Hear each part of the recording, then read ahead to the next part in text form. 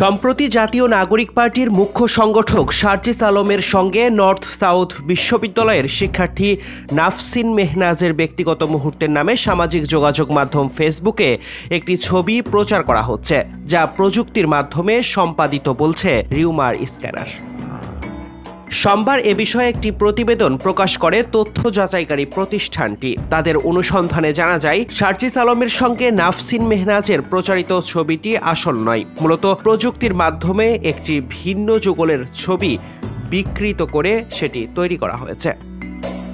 এ বিষয়ে অনুসন্ধানে মূল ছবিটি গত 29 জানুয়ারি একটি ভারতীয় ওয়েবসাইটে খুঁজে পাওয়া যায়। এছাড়া গত 29 মার্চ একটি ইনস্টাগ্রাম অ্যাকাউন্টে প্রকাশিত পোস্টেও একই ছবি পাওয়া যায়।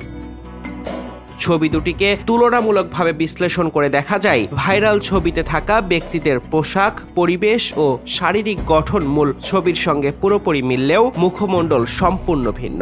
অর্থাৎ মূল ছবিটি সম্পাদনার মাধ্যমে মুখমণ্ডল পরিবর্তন করে সার্জিস নাফসিনের ছবিটি তৈরি করা হয়েছে। Desk report, news now 24।